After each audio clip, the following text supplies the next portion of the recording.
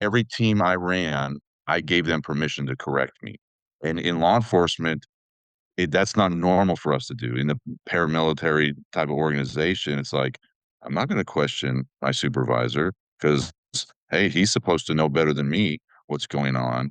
And so I think it's really incumbent upon the supervisor to make that very clear to the team. Correct me. Now, we're gonna be tactful about it, we're gonna be respectful about it, but giving that permission is key.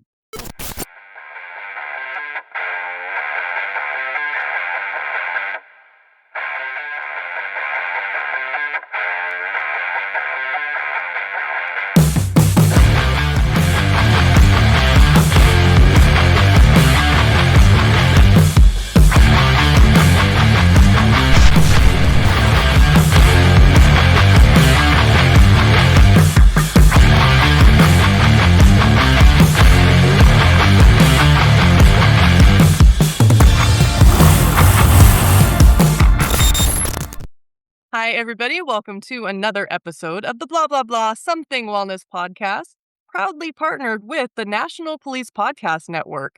We are here talking about what makes a great leader. I am your host, Tami Sharp, joined by my partner in all things, Chris Zamora. And we have a new, fresh guest. We're so happy when we have new people to talk to. We have Justin with us. Justin, will you please introduce yourself? Thank you, Tammy. So I'm retired recently from law enforcement after 20 years. I actually started my career with the Texas prison system, worked for a couple different municipalities. I was on the SWAT team, training officer, patrol sergeant, and ended my career as a training lieutenant. And now, as being retired and love working as my own boss, I'm a speaker, executive coach, and author of the recently released book, How to Get to the Damn Point. So, love to talk about leadership. And so, I'm excited for the conversation today with you both. And you also did a TED Talk, right? Yes, ma'am. Was that on your book or I didn't watch it. Sorry. I haven't seen So, it yet, but I saw that you it did it. yes, the title of the TED Talk is called "The Suspect Within," and so it's kind of using the technique of statement analysis on ourself as a self-development tool to audit our language, and so I do talk about some of that in the book.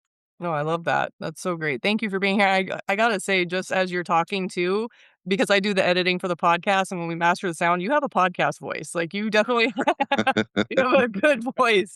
Well, So everyone keeps telling me I need to read my own book, so I'm working on the audio version of the book, and they're like, "You need to read it." I'm like, "Yes, absolutely, I'll read my own book." yes, you definitely don't have an AI voice do it. You need to do your own for that.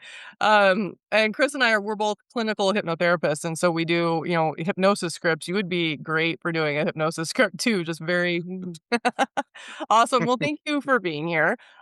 So we are kind of in the thick of the conversation of what makes a great leader. So going back, I'm going to kind of take this conversation a little bit different too, because we've been focused on the career, but I woke up this morning just randomly thinking about how I was a natural leader when I was in school, when I was in like high school and whatnot. So for you guys, both of you, when did your leadership skills kind of start kicking in, or were you guys natural born leaders, or did you have to learn how to kind of lead? What do you think, Chris? Well, I know I wasn't born with it. Well, I mean, you know what? I'm the oldest of 4. I guess I kinda was born with it because just naturally, I had 3 younger brothers, and I took care of them, so that was the beginning of my leadership training was as a kid growing up being big brother. What about you, Justin? I'm trying to think about when it all really kicked in for me. I think I know I had a big personal growth when my daughter was born and I promoted to sergeant at the prison system around the same time. Because I remember not not really being the best version of myself before that. And to me, looking back, that was a huge transition moment in my life and career simultaneously. Becoming a parent and a supervisor at the same time, I really think those simultaneously they feed off of each other. And I talk a lot about this whenever I teach leadership is there's no difference between parenting skills and leadership skills. They show up the same. It's just a different context. Oh, I love that. That's actually on point. So I know I kinda, because Chris wasn't even prepared for that question. Because normally what I do is I ask, like, "Let's start the baseline of your career," but it just so happened organically, I woke up thinking about growing up, I've always been a natural born leader. I was captain of the cheerleaders. I was president of our drama club. And it wasn't because I was necessarily really good at it. I was just good at telling other people what to do. And so I would just kind of take that role. And I've been that just naturally. If there's a situation that, I know how to lead and step up into that role, but also I know how to shut up and I know how to take a step back and learn and listen. Um, so that's kind of where that came from today, where I'm like, and the parenting part is 100% because one of the things we've been talking about is in order to be a good leader, you can't say yes all the time and you have to say no. And to be a parent, you have to say no. And you don't need to have a reason. You don't need to explain yourself because I said so. That's the answer. So leadership and parenting definitely go hand in hand. So let's go back before you had that shift, going back to the beginning of your career, because you said you weren't necessarily, were you, did you, tell me about you at the beginning of your career. What kind of, I was very hurt. I've always been to the point, and I think early on I lacked a lot of tact in how I would communicate with others. And even after I transitioned from, working in the prison system and doing gang intelligence to being a patrol officer, I still kinda had a little bit of that chip on my shoulder because if I was working with officers that I perceived didn't meet this imaginary standard that I set for myself, I'd be like, "Get off my scene. You're slowing me down. Go take some reports somewhere else." And I didn't make a lot of friends early on in my career, and, uh, that wasn't the best course of action. what kind of leadership did you have? A mentor? Did you have good leaders in the beginning? Did you have, toxic or negative leaders? Where were you a mixable kind of? Yeah, I had a good mix. Working at the prison system, there were, not a lot of great supervisors there early on. I worked for a couple that were decent, but at certain points, even I had to investigate my own supervisors, so it was kind of a weird mix there in the prison system. As a police officer early on, I did have a couple good sergeants that did, mentor me to continue to stay active, and they were like, "Look, don't be that guy that's, an hour before shift, you're already putting it in neutral and shutting it down." It's like, "Hey, we get paid all the way until 10 o'clock." That was our shift at the time, 2 to 10. And so I learned and took that to heart, and there would be times I'm heading to jail at 9:55, and I'm like, "Guess I'm getting overtime today, Sarge." And Chris, what about you? I know we've talked about your everything, but in the beginning, well, let's go back. So you, because these are questions we haven't asked you. This is a new. So in your childhood, as the oldest, you were forced into a leadership position, and then when Yeah. you were growing up, you was it more? I mean, you had to be very independent, so just natural. But where did you learn? Where do you think you learned really how to be a leader? I think when it comes to policing, I learned it obviously on the job, but I learned it more from watching the veteran officers and not just sergeants, lieutenants, commanders, and so forth, just watching the veteran officers that they hadn't achieved rank, but you could tell they're leaders, right? And you could go to them. And I'm kind of a combination of several different people. Like I like the way my buddy Benny, I like the way he teaches, right? He's real nonchalant and real cool. And that's the kind of guy you can go and you can talk to and ask questions about. So I use his style when I teach. And then there's a commander named Pete, very tactical, tactical per ever met. I use him as a model when chaos is happening, right? Because the more chaotic a scene, the more calm Pete becomes, right? So what I have done, I just pick and choose little things from everybody, and I just create my own persona. But It's just taking little bits, and I'm always a studier. You know me, Tammy. I watch people and I study, and if there's something that I like, I will take it, right? I will how will it apply to me in life, right? And even watching movies, right? I'll watch a movie, I'll watch a scene, and I'll say, "I can use that scene when I train," right? And that's That why it makes things fun, right? if But you could just again, what? if you could just quote 80s movies all day, every day for training, like, you'd be so happy. Oh, oh, I could teach a class for sure and show nothing but '80s clips, and it'll be an awesome class, trust me. Well, one of the things that we've also talked about in previous episodes too is that it's not always the good leaders or not it's yeah, it's not always the good or great leaders that make other good leaders. Sometimes it's the toxic leaders that create the breeding ground for a great leader to emerge because you watch everything not to do. And we're like, I don't want to Yes. be like that. I don't want to do that. So did you guys both Justin, did you have any of those where you're like, wow, I do not want to be that guy? 100%. And as Chris was talking, I was thinking I've built it the opposite way. I've had so many toxic leaders in my career. I'm like, I don't want to do that. I don't want to be that guy. I don't want to treat my team that way. And so I kind of, rather than collecting things, I was deleting things. I was like, not going to do that. Don't do that. Stop doing that.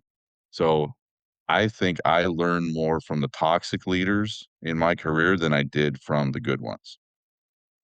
So I want to just for the audience listening, because there are people that are serving in toxic departments right now and they're pissed off, they're disgruntled, they're bitter, they're jaded, they're pointing the finger. This is toxic, da da da da. And we all know that.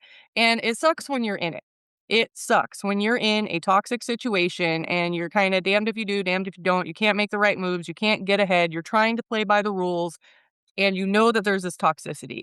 So, whoever it is that's listening to this, please really tune in and listen that learn from what's happening because it is temporary. This is not how it's going to be. It might have been that way for the last, 2 decades, 3 decades, but that doesn't mean that it needs to continue to be that for the next couple decades. And it's going to kind of fall to you, whoever you are listening. Are you going to step up and be the leader that does things right? And we will say and echo things that have been talked about in other podcasts. Doing the right thing does not make you popular. It does not make you liked. And you might end up jeopardizing your career if you're in a very toxic situation, but you have to call it out. And again, when put your head on the pillow at night, what is going to feel right in your soul? So that is my little shout out to whoever needs to hear that, knowing that this too shall pass. And in order to be the change, you do need to step up to be that leader in a good way. So, bringing that back around to you guys, were there ever situations where you did have to do that? You had to step up and you weren't very popular because of it and speak out. I'll say, my last department before I retired, I worked directly for the chief, as one of the lieutenants. There was 3 of us, and he was a very toxic leader and is still there. And I I was the only lieutenant that would be honest with him, and that was the beginning of the end for me. And I actually had someone ask me about this the other day. They're like, "What was that moment? Like, what actually started that decline?" Because when I came to the department, I came there and was asked to promote to lieutenant very quickly because I had had a lot of, previous history, and I was the golden boy for about a year and a half. And the moment was in a command staff meeting to where the chief had the audacity to ask us to squash these rumors that were going around the department when he was the one creating them. And so I brought it to his attention. You told this person this. You told this person this. You told this person this. And he just went into defensive mode. And that was that was really the beginning of the end of our good relationship. And then it just slowly crumbled from there. Well, and the thing, you're not a yes man, and that's what I'm hearing there, right? Because sometimes these individuals that achieve this level, they want to be surrounded by yes men to stroke their ego or whatever it might be. The problem with that is it ends up getting them either fired or sued. Because when you have a think tank, an echo chamber, if you will, of people thinking the same way, you're not going to see that, that hidden danger down the road, right? Like in this case, you brought it to his attention. Some people will respect that. Thank you for telling me that because I didn't see it. Sadly, in this case, that chief didn't recognize the importance of that. And kind of similar to what I went through as well, where I was in internal affairs and investigating an officer. And I'm not going to go into too much detail, but it was a use of force case. And everybody, including command level, everybody and subject matter experts said, no, excessive force, excessive force. And as an IA detective, we're not allowed to give our opinions, right? So we just collect the facts and we submit it up the chain and they make the determination whether or not, it's founded, unfounded, or whatever the case might be. And um, everybody was saying excessive force, excessive force. Eventually, this employee ended up getting fired, and now he's suing the department for like $2 or $3 million. And we are preparing to go to court on this. And the town attorney, we have a meeting with the town attorney. Town attorneys, all the command level, we're all in this meeting. I'm just sitting in there because I'm the IA detective. And the town attorney asked me, Chris, what's your opinion on this? Because I haven't heard yours. And my response was, do you want the truth or do you want to hear what everybody else is saying, right? She goes, no, I want the truth. He's justified. And let me explain why. And I articulated all of the facts on why this individual was justified. And everybody in that room looked at me like I was the biggest dumbass. And they couldn't believe that I was saying this. I was going against the grain at that point, right? And the pressure that,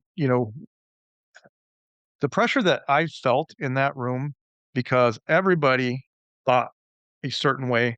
I was the only one thinking, no. Who knew more about the case than anybody else? Myself and the criminal investigator, right?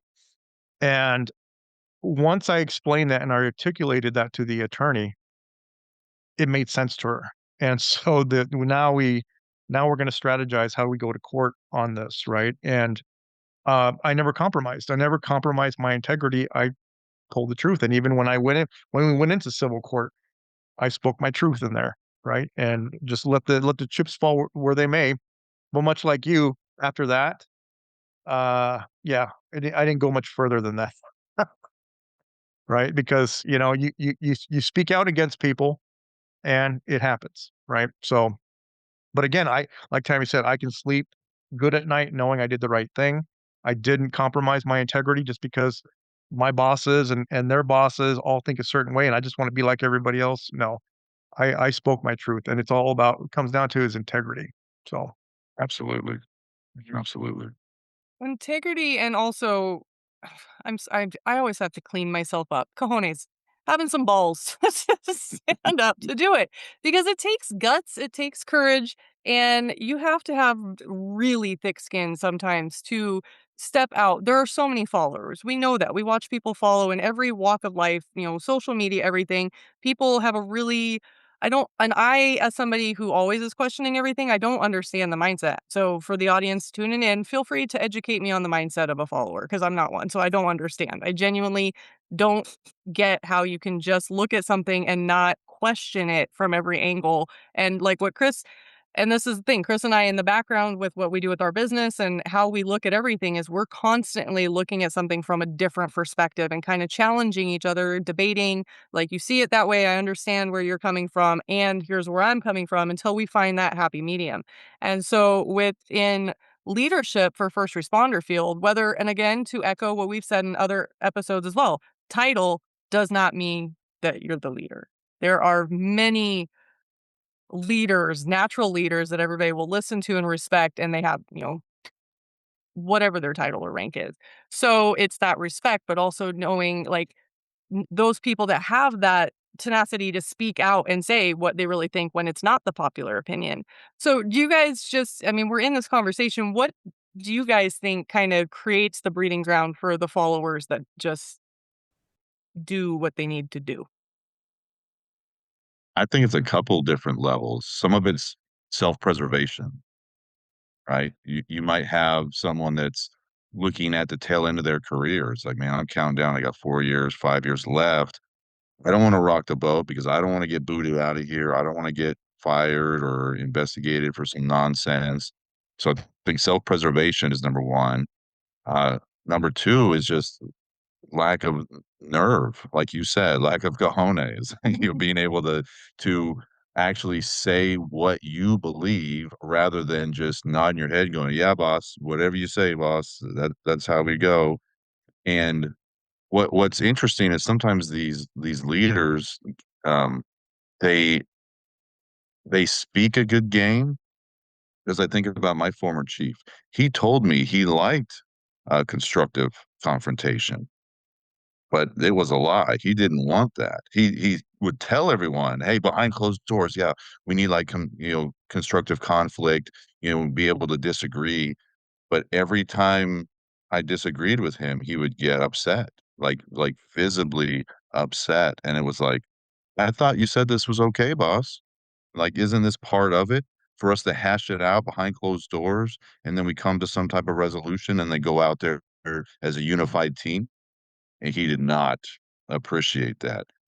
But I've talked with other, people in command staff that said that those rooms where they encouraged the conflict behind closed doors, they would even have, like, shouting matches in the command staff, like, "No, you're wrong. This is the" once they came to a conclusion and they left the room, that was it. They were all on the same page, and they said, "We appreciated being heard, having a say so, having that conflict conversation to figure out what's the best way forward, and not to just sit there quietly and go, I don't have an opinion.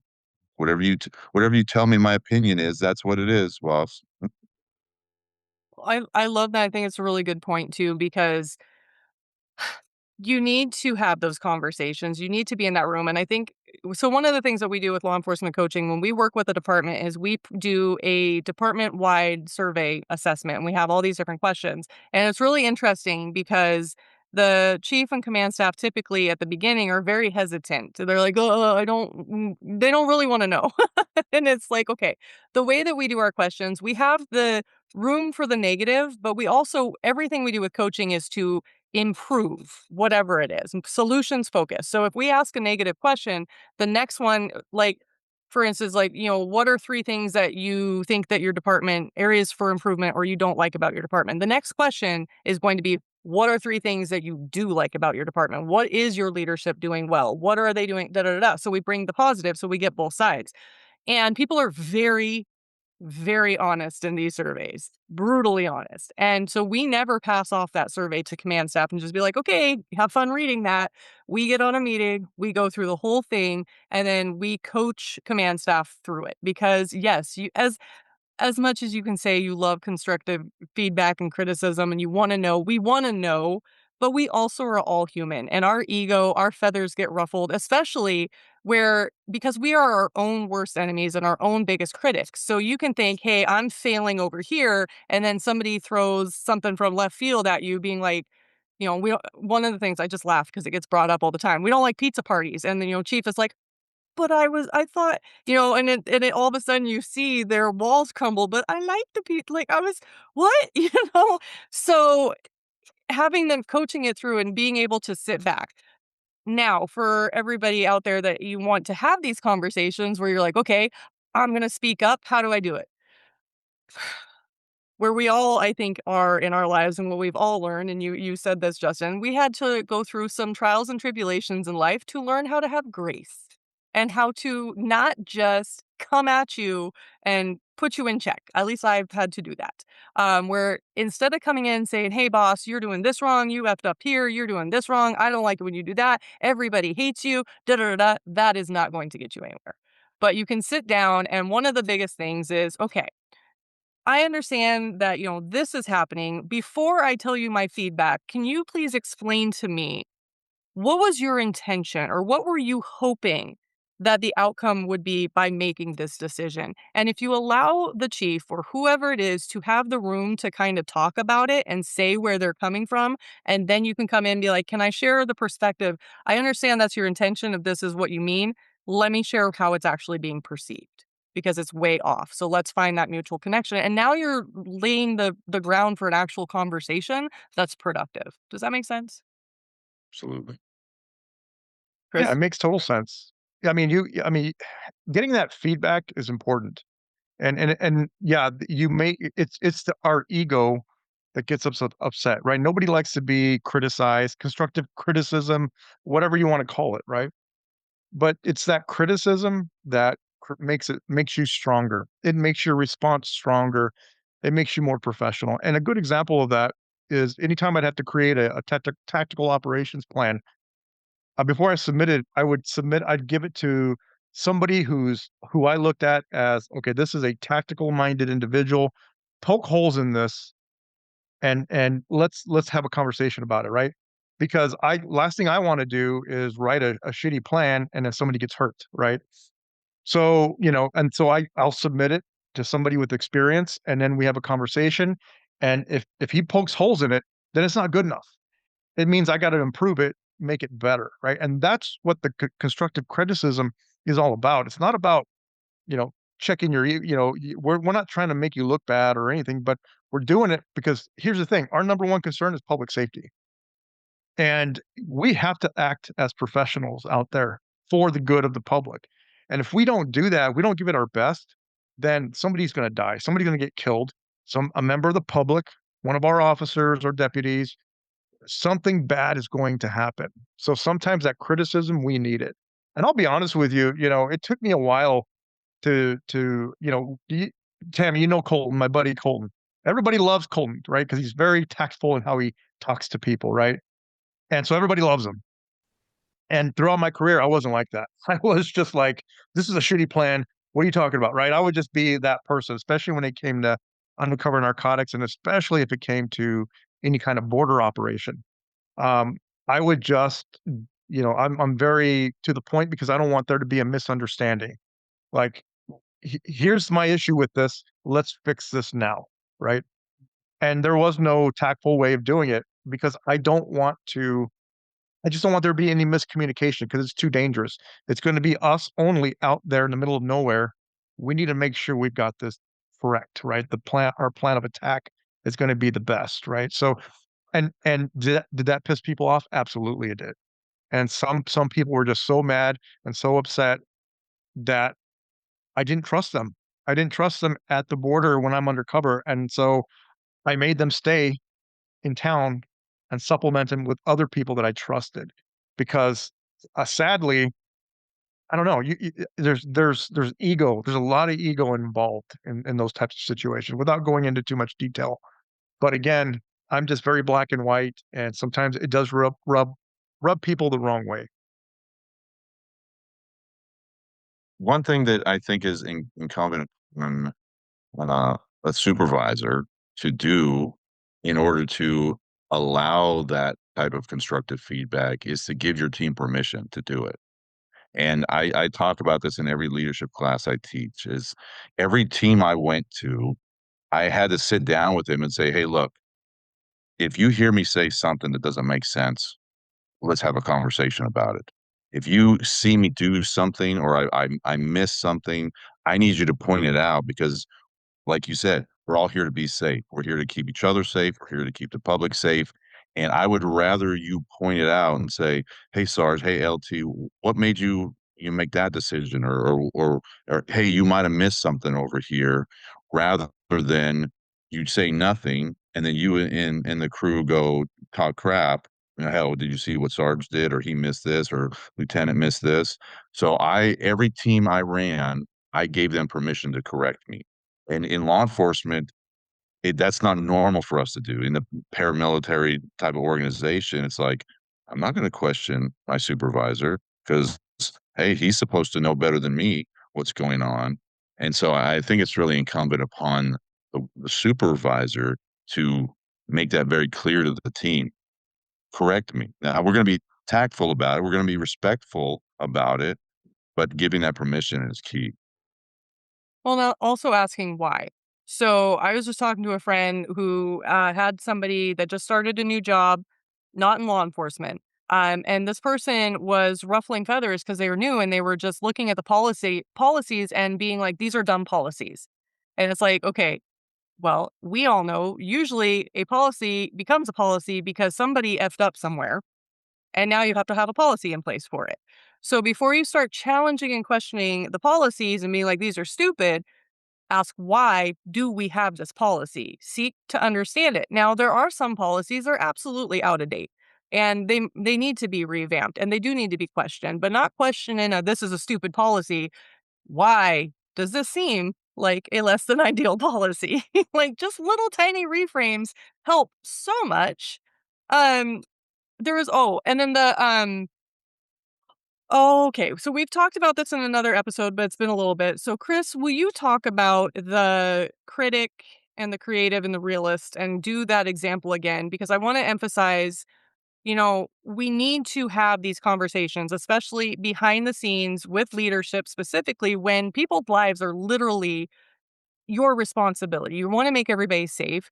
Understanding that some people are very self serving and some people are just out for their ego and whatever. But for the most part, that battle of ego is really a place of passion and purpose and protection. And everybody wants the same end goal. There's just different, ways of looking at it and going about it. So, Chris, will you explain the creative, the realist, and the critic part again?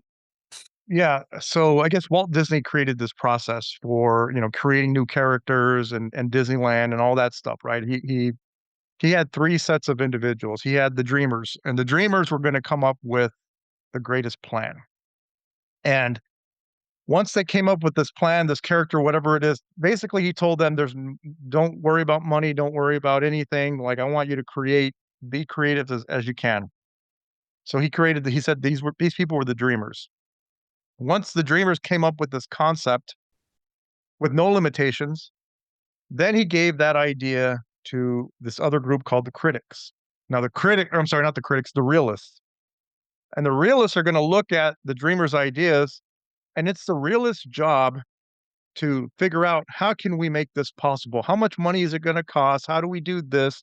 How do we create this? They come up with the game plan. Once they come up with the game plan, then he gives it to this third group called the critics. And the critics are going to look at it and they're going to try to put holes in it. But they're not putting holes in it to try to kill it. They're putting holes on it to make it work, right? Here's the weak point in your idea, realist. So how do we fix that, right? The dreamer will never meet the critic because if the dreamer meets the critic, guess what? That idea is gone, right? And us as individuals, we have all 3 in us, right? You ever have an idea where you're like, "This is the greatest idea," and you over obsess on this idea, it's gonna change the world, it's gonna change tactics, it's gonna change policing, it's awesome, right? And you're motivated, and you think about it for days and weeks, and then all of a sudden that voice says, "Oh, who are you to do that? There are other people way smarter than you, why are you doing this?" All of a sudden, that great idea slowly disappears, right? Because the dreamer talked to the critic, and you don't ever wanna do that. You wanna talk to the realist, let the realist be the middleman, let the realist figure it out. And we all have that in us, right? When we process stuff, especially when it comes to ideas. And I think this is the reason why some of us have the greatest ideas that never come to fruition, right? Because we have that fear of nobody will like it, that fear of nobody will buy this product. Who am I to do this? There are far more people, far more educated. I shouldn't be doing this, right? And think about that. Think about all those great ideas that we have lost simply because the dreamer in you talked directly to the critic. So that's the dreamer, the realist, and the critic. Well, and Does I that make wanted sense, Tammy? Yes, thank you. And I wanted to bring that up because, for the leaders, one, it's a really powerful thing. But Chris and I have also learned from that because if you listen, I don't remember what episode. Go back and listen to all our episodes. But I was talking about, I am with our business. I am the creative. We're both very creative, but I am the creative, and I'm constantly, doing editing the podcast and coming up with the themes and doing the website and creating training, all of these different things. And I make it pretty. And I feel like if you could see me just like spinning a like I feel like my inner child, like I'm in a princess dress with a ribbon being like, "I'm creating things for law enforcement. Yay!" yay. And then Chris is like, you can't say that, you can't do that. Pa, pa, pa, pa, pa, pa. And I'm like, yeah. And I get mad and my ego gets ruffled. And we don't fight, we call it passionate debates. And but because we both have the same end goal. And so we were really missing each other for a while until he found that analogy. And I had said at the time, I'm like, I live with the critic. Like when I'm in creative, he brings the critic to the party uninvited and it hurts it kills it. I'm like, F it. I won't do anything because I'm also my worst critic. So you're in order, and this is going to come around to you. I'm actually queuing you up, Justin, just so you know. um, but I have to get out of my own way in order to do these larger than life type things and go for it. Because I don't know if, for the audience listening, working with cops is not really the easiest job. We didn't sign up for the easiest. Being law enforcement is hard. Trying to get cops to talk about their feelings is not easy. I gotta have some thick skin, and then also holding space for the reality of what everybody deals with. It's a lot. So I can get, deflated. So Chris and I had the conversation and I said, look, I need the critic. We need the critic in order to get things done for both of us. We need to have that. But there's a time and a place. And so for the departments, what Chris and I have done is like when he now has the understanding that when I'm in creative mode, let me go. Just leave me alone. Don't say anything. And when I'm done, I will bring that final first draft and I will say, okay, critic, welcome to the table. Now I'm mentally and emotionally balanced and neutral for you to come and be the critic for this. And we do that. And it's helped shift. Like we haven't had a passionate debate for months because we actually have a communication style now. So for the departments, if you guys are trying to problem solve, I would implore you to try the same type of thing because the reality, the realist part of law enforcement is you're in a room with a whole bunch of realists and critics.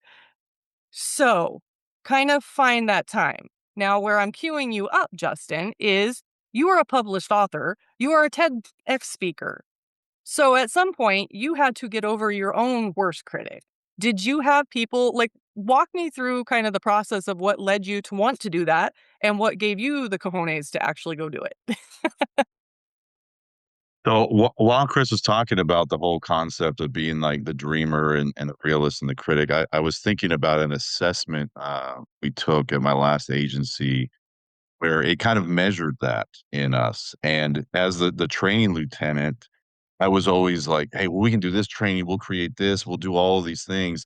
And my training coordinator, my sergeant, would be like, but LT, the budget is only right here, so we can't do all of those things." And so we laughed about it because we balance each other out very well. I was like, "Let's do all the things," and he's like, "How about 6 of them?"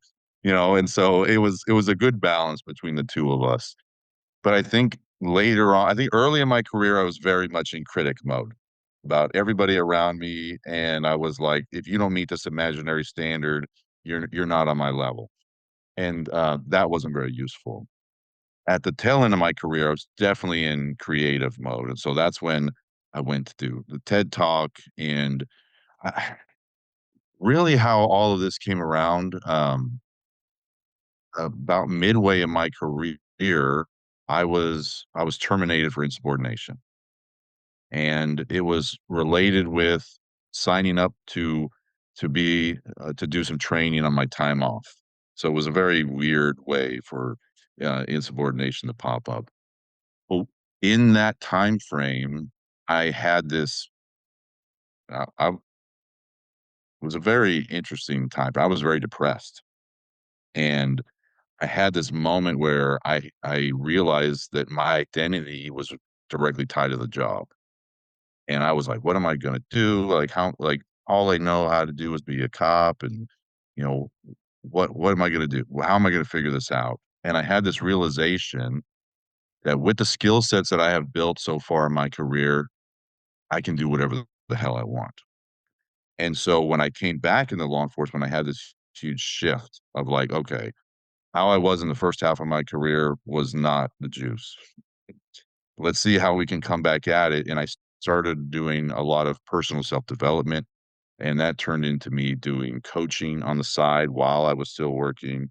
And then, so that led to a lot more leadership talks and conversations, doing the TED Talk, writing the book. And so definitely on the back half of my career, I've been in creative and dreamer mode. Let's do all the things. And with all the projects I work on currently, I talk to some like my dad is real he's really in critic mode. He's like, well, man, that sounds like a lot. Oh, you're taking on all of these things. And man, I wouldn't be able to do all those things and balance all the things you're doing. And so I don't always share everything with him because it's that critic meeting the dreamer, the creative, and I'm like, "Yeah, they don't need to meet today. We don't need to have this conversation because some of these are still in the works, still in progress." And so I leave some of those conversations out because I'm like, "Nah, I don't need to be brought down. I'm still in dreamer mode, creative mode, building all these things." And that's a great point, Justin, because you don't need to share your ideas with other individuals because yes, you can run into the critic and it'll kill your idea. So I've gotten into I don't even share some of my ideas with Tammy until I put the concept down. Once I've got it down where I want it, then I'll share it to whoever, right? Because now if I meet the the critic, they start to shoot holes in it, that's fine. I've already created it, right? Yeah. And yes, we can make it we can strengthen it. But yeah, 'cause I learned that early too. Don't share your ideas because people will, especially cops, nobody's gonna do that. Nobody's gonna pay for that. Nobody's gonna do, it's negative Nancy's out there, right? Sadly. But yeah, I've learned to just keep it to myself, put my idea down, and then I'll share it when I'm finished. And I'll refine it if I need to. So yeah, spot on right there. Sometimes it's out of love too, though, right? We think about, like, family, it's like they're trying to keep us safe. "Well, don't overstretch, don't, bet on that." So it's not always them just trying to be negative and then tear holes in it. Some of it is, like, they're trying to keep you safe, but, safe in financial or just stress, whatever that is, and so but again, we have to keep those conversations, until we have enough built, like you said, Chris. Well, and the negativity coming from, somebody that your family member, it holds more weight, right? And you're right. They're just there to protect you, but if it's in a negative if it's perceived as negative, it can kill the idea pretty quick just because of how much weight you have with them, right? Yeah, so Absolutely. absolutely. Yeah. Well, that's really important too for personal development and growth. If you're trying to become this next version of yourself, you need to understand. So, say you move out of your family's home, you move, a couple states away, you've met new people, and you've become this whole new person. Right now, I mean, even my hair is different. I'm a totally different person than I was a couple years ago. I've learned so much and just in these conversations and doing the podcast, I am not the same person that I was. But when I go back to old friends that knew me then, people will keep you as they remember you because that's what they relate to and they don't know how to relate. And so when I do get with friends, like friends from high school, they're going to tell me about the stupid shit that I did. They're going to remind me of the embarrassing things or how were you coaching law enforcement when you didn't have your shit together when you were, 22 years old. And that's where they're going to try to bring me back to. And for a long time, that was really frustrating and really hurtful. Now I've gotten to the point where I'm like, "Okay, I understand that, and I know how to steer conversations in a way, and then again, if you let people talk, they'll talk about themselves, and then you don't have to do it." But I agree 100%. The family typically wants to keep you safe, and they're protecting you. I went through that as well, where I'd sit down to family dinners, and when I was like, in the entrepreneurial startup phase, and they're like, "Why don't you just get a job?" I'm like, that's not what I'm doing, and so it was very frustrating. I even got, for Christmas one year, I got him a coffee cup that said, I will, watch me." And it took me years longer than I wanted it to, but at some point, I pulled that out of the thing and was just sipping on it and be like, "I did it." So definitely be mindful of who you surround yourself with. I think every cop will echo, have non-law enforcement friends as well as your cop friends. Keep that circle big so that you can talk about other things besides just commiserating all the time. If you do have somebody that's commiserating all the time, challenge them. Challenge yourself. Oh, hold on, crack the knuckles. To the people on the TikToks and the social medias, why? Why? Why do you have to be assholes sometimes? Like you hear something and you just have to go to the negative and you have to put the negative comment. I want to just pause you for a second and ask yourself to check in. One, why are you going to the negative for whatever it is? And why do you feel the need to actually comment on it? What is it in your life where you're not feeling seen and heard? I'm going full coach mode on you.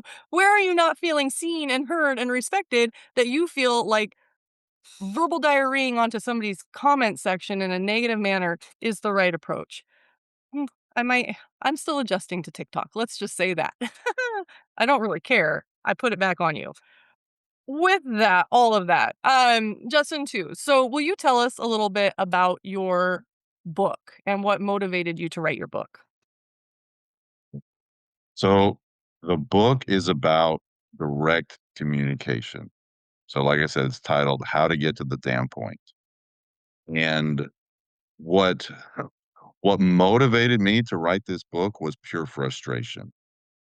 Sitting in meetings that were useless, having conversations with leaders that never got to the damn point. And I really have to give credit to my daughter for being the spark that finally made me put this down on paper.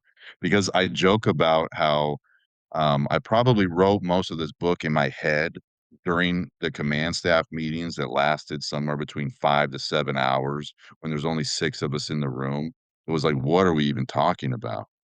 But one day, I had my daughter in my truck with me. She was 14 at the time, and we were just coming back from dinner. And my then boss, the chief, called me. And I put it on speakerphone because I didn't care if my daughter heard the conversation.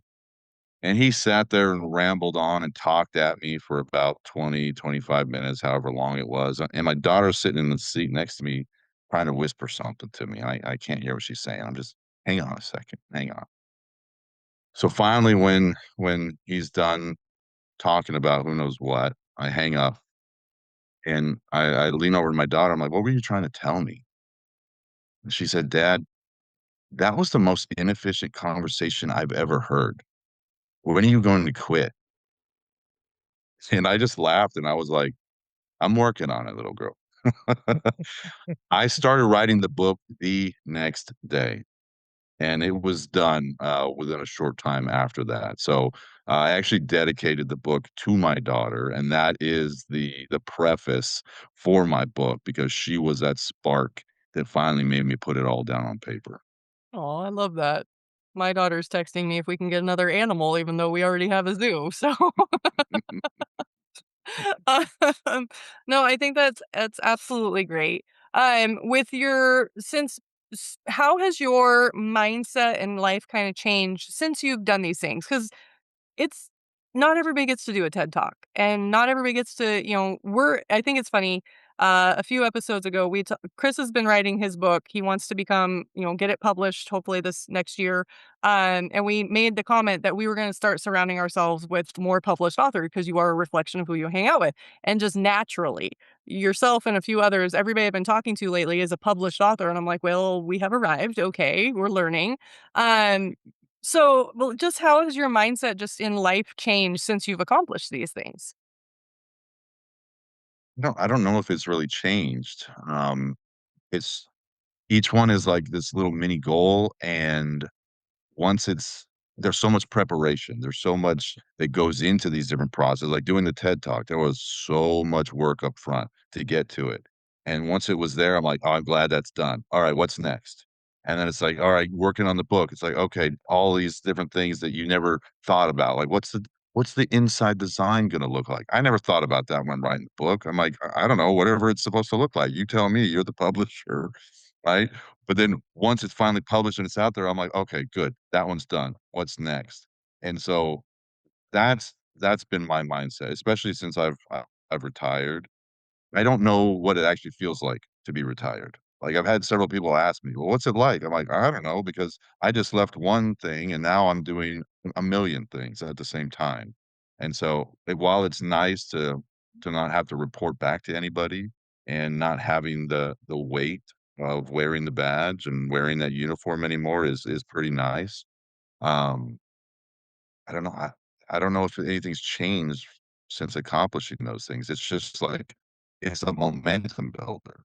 how can I use this as momentum for the coaching, the executive coaching, the speaking engagements, all the training that I do. I'm in Pensacola, Florida, this week teaching interview interrogation class to a bunch of deputies and investigators. So I love everything I'm doing. I just use these as tools to continue that momentum.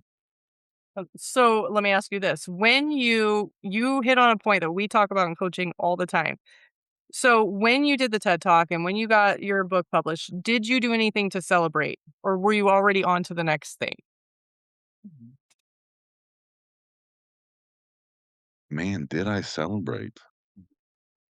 Um, Probably very minimally, Welcome to and a I know that you should. I I'm know giving that you it's like homework. yeah, you should be like, "Okay, hey, here we are, we got here." Um, so I don't think I celebrated as much as I should have for those significant accomplishments. I'm giving you homework. You don't have to do it, but I'm giving it to you anyway. Um, Yeah, I'll so take it. that is one of the things that we really emphasize is to celebrate because we all do that, myself included, where it's like you have this goal, but the reality is once you get close to getting that goal, you have already moved on to the next goal, then the next goal. And just like you said, you did this big thing. What's next? Now you do this. You did a big thing. You what's next? And the problem is we get so far ahead that we miss it. We miss like let's pause for a second. You accomplished big things. You did a TED Talk. You published a book. You retired from law enforcement. Those are all huge monumental steps. So my homework for you is to figure out what you're going to do to celebrate yourself. And for cops specifically, cops don't like to celebrate. They don't we had a really interesting experience. We were at a major conference in downtown Phoenix, and when the way that they set it up, you know, what, I'm gonna give them the shout out for it. I'll even say, I will say because I like that they did this. So we went to the Axon Accelerate conference downtown Phoenix, and when we came out, they had the whole thing lined. It was, some of their employees, but they had all these people out there with banners and they were cheering and whistling and there was a red carpet and all of the first responders that came out it was very interesting because at first everybody kind of cowered down, being like, "What is happening? What is this?" And as you walk through, like everybody was very uncomfortable until you got about halfway through. You started reading and kind of understanding what was happening. And the signs were, "Thank you for your service. We, back the blue. We support you. We love you. Thank you." It was all very positive. Everybody's cheering. And so halfway through, we get through and you start watching everybody's heads come up, their shoulders go back, their chests come out, the pride gets put in. It was super I'm gonna get choked up because it was super emotional because 'cause I'm in the middle of all of it. I'm in the middle of a group of cops watching everybody being like, "Oh." And I'm like, "That's how it should be all the freaking time. We should be honoring our first responders everywhere we go because you guys have a hard job." But it was so foreign for everybody that in the very beginning, I wish I would have had it on video because you watched everybody just shrink for a minute because it was so awkward and uncomfortable and then kind of stepped into that. So it goes to retirement as well. Chris wrote an article for Police One about the importance of retirement ceremony, and it triggered a bunch of people. The article itself is very positive. Chris's retirement ceremony, very positive. The response was a mixed bag because there are a lot of people that are very disgruntled. They've retired, but they didn't get the pomp and circumstance that they thought they deserved, and they didn't do anything for themselves. So they're, unfinished business.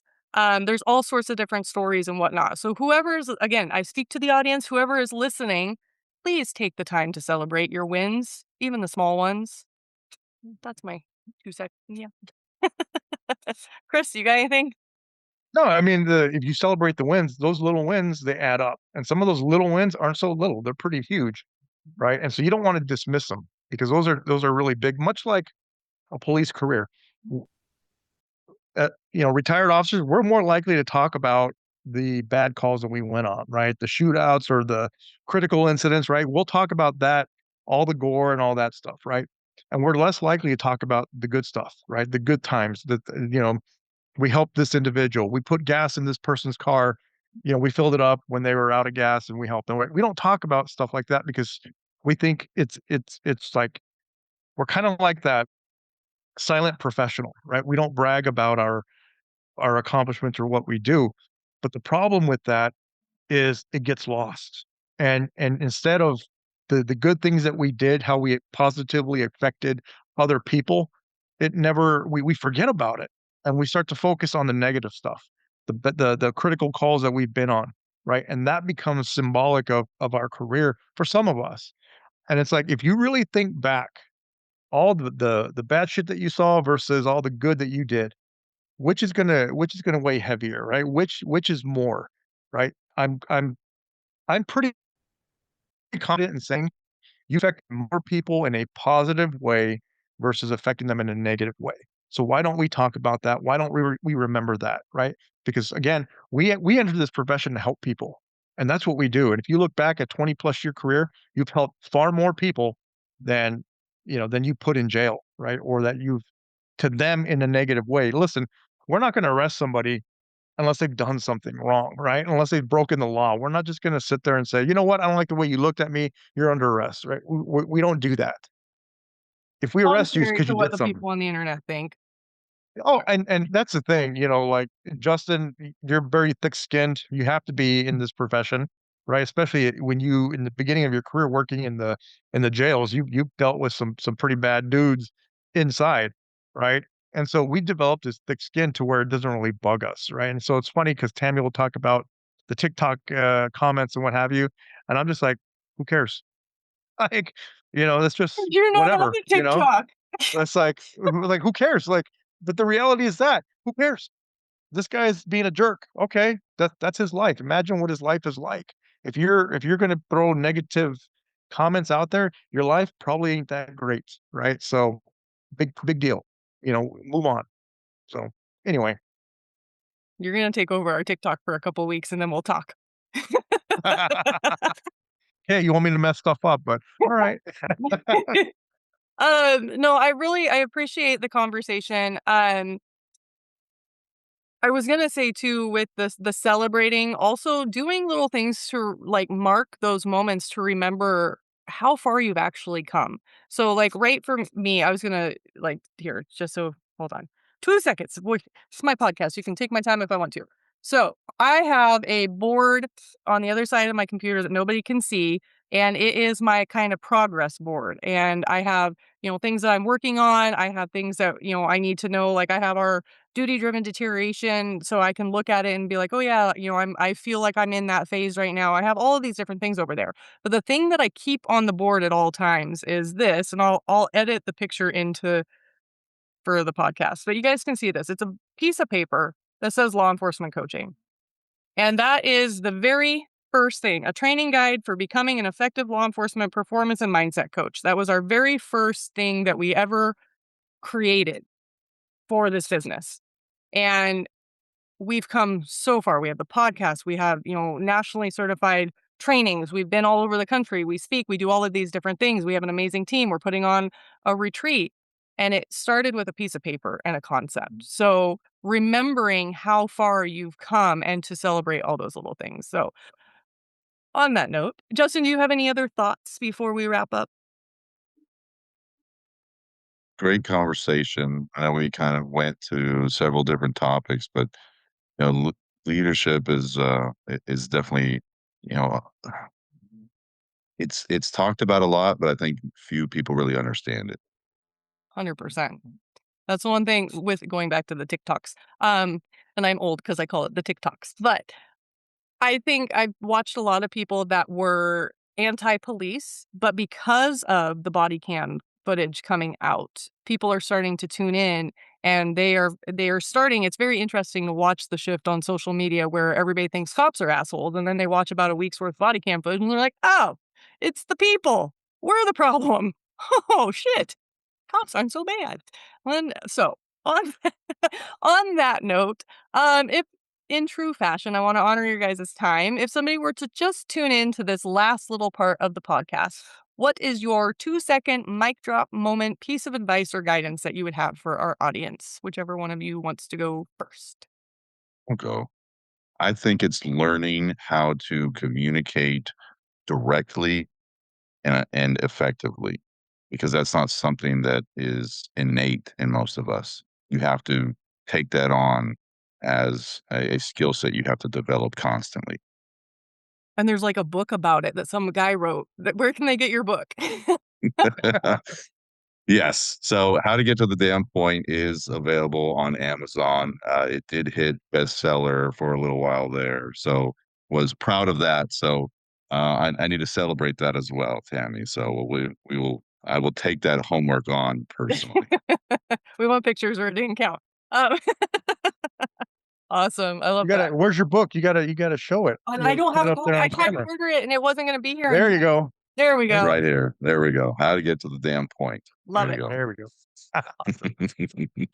Awesome. No, I mean, I agree with Justin. It's having that open communication. You cannot surround yourself with yes men, yes women. You're gonna have to put your ego in check and listen to different angles, listen to your people because your people are there to take care of not just you, but to take care of the organization, therefore taking care of the people that you serve. So put that ego in check and just open those lines of communication. And I would echo, so putting your ego in check, we all say that, but those with the ego, the first thing is if you know that you have an ego, okay, let me back that up.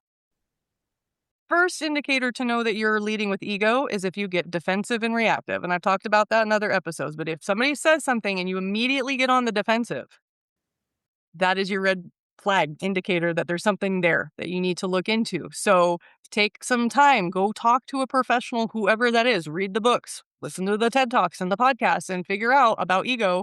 I will say one of the greatest books or authors for ego is Eckhart Tolle. And that will really, it's a New Earth. And what's the other one I'm blanking right Power of Now. Power of Now. Thank you. Those are very, very good books about kind of understanding the ego and how to start checking in with yourself and knowing it's okay. You're actually going to get more respect from everybody in your department and in your life if you take a step back and be like, you know what?